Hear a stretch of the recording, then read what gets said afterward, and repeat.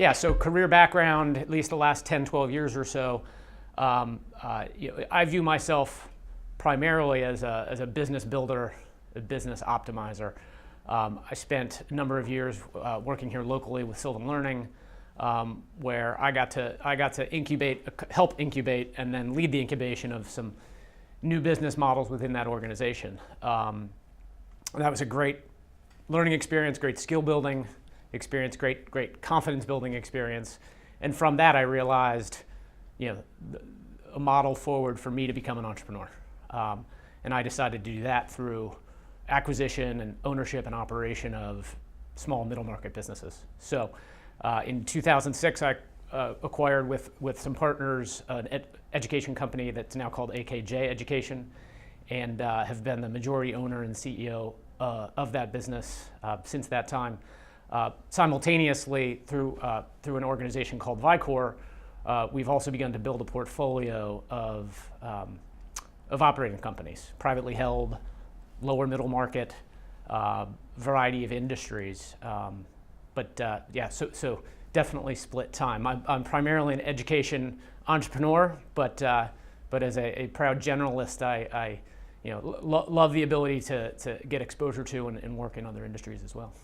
The most significant moment for me professionally, and I can't remember the exact date, but call it 2004. During my tenure at Sylvan, again, worked on many really exciting projects. Had one of those moments in a board meeting, in a somewhat pressure-filled meeting about results and growth and all of that, where it occurred to me that I had the skill set, I had the aptitude, I had the desire, and mostly I had the confidence to do this myself. I had learned through that experience that I had what it took. Business became demystified for me, and I figured out that that needed to be my path forward. So from there, I pivoted and began to think about what does entrepreneurship look like for me, and what's the best way to execute that. I am not a quit my job, bootstrap from the ground up type of manager. I'm an optimizer. I'm an incrementalist, and so for me, finding a business that is established and has momentum, but has lots of opportunity to grow and enhance and improve, that's the model for me, and that's been the model that my partners and I have been executing, since that time. So definitely outside of business. I like to spend time outside as much as possible. I'm a fairly avid skier, and I don't know if you've heard of Tuckerman's Ravine, but it's up on Mount Washington in New Hampshire.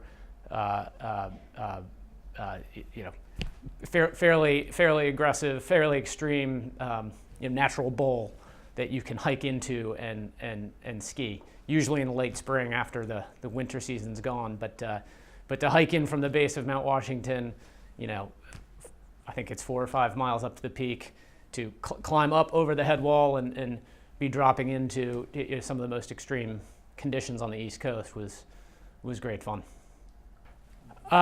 Staying with the outdoor theme or active theme, bucket list kind of thing.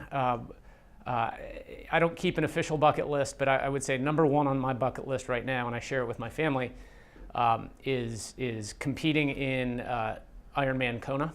My wife and I both race triathlons, pretty full season each year. My kids have started to get involved in the sport as well. They're still in middle school now, but we see 10 years down the line from now, if my wife and I are still healthy and the kids are old enough, we would love to complete that race together. How do I shift business? That's an interesting question, and it comes up a lot just in our work with Shift as an organization. And I'll address it in a couple of different ways. I see it in a couple of, I see it maybe a little differently than others in the group, in that I don't think the purpose of business is shifting. I think the purpose of business has always been to deliver value to clients, to drive innovation, to create jobs for people, to help develop careers, and to create value for shareholders. All of those things. What I'm focused on through Shift and what my colleagues in the organization spend a lot of time talking about is how do you add a facet to the purpose of business, right? And the facet is impact. impact in the local community, impact in the industry that you work in. So I don't think it's a change in focus. I think perhaps it's a broadening in focus. The real question, as I see it, is what are we doing as a business or through business to make an impact in our community? And that's a work in process. But we start with little things like we most definitely support the industry that we work in. You know, we work almost exclusively at AKJ with public education. We support public schools all around the country, as well as here locally. Gifts in kind, financial donations, community service, all of those things. You know, our employees are encouraged to give back. We've got employees who are reading coaches for students. We've got employees who coordinate food drives. So it's not mandated, it's encouraged. We try to keep it high profile. We try to make sure people feel like it's okay to do those kinds of things in your community, and make sure that there aren't, you know, perceived barriers to doing a little extra on company time. These are little incremental things, you know. But I guess my belief is that if you do lots of little things consistently, that amounts to, you know, significant shift. You know, and then personally, it's you know, how can I program my time and allocate my time to help other organizations? So I consult with early stage companies for free. I just give them my time and talk through issues and see where, you know, we can help. And I believe that those things in concert all lead to, you know, difference-making shifts in the market. Yeah, many great hopes for the world.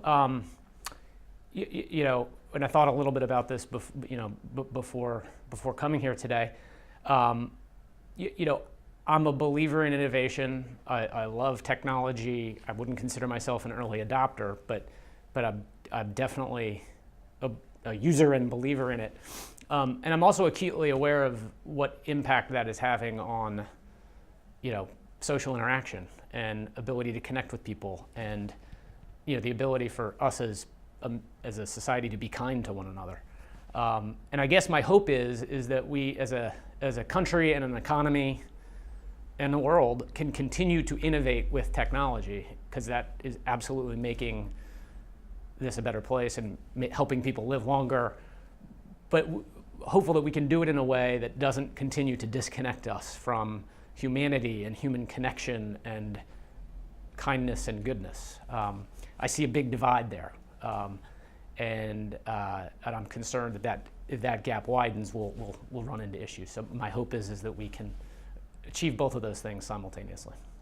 I mean, the experience with Shift it's been great from the start. It's ever changing, you know, and that's a good thing. It's you know, we are a group of like-minded people, but very different people. And I think that I'd be interested to hear what everybody's respective answers were to the how do you shift a business. But I very much enjoy, you know, being able to come together regularly, to be forced to think about questions that you're not always thinking about on your own, to be forced to take some risks and share information with colleagues, and there's an accountability in that, right? And then there's a creativity in that, and then from that comes collaboration and opportunity. I mean, just on the way here this morning, another Shift member emailed me yesterday. I've got a meeting Friday. Can you talk? I need to pick your brain. And in a 10-minute conversation, we were able to move him 7 steps forward in his prep. Not because I had all the answers, just because I asked one question that he hadn't thought about, right? And I got something out of the conversation too. So that there is one of the core benefits.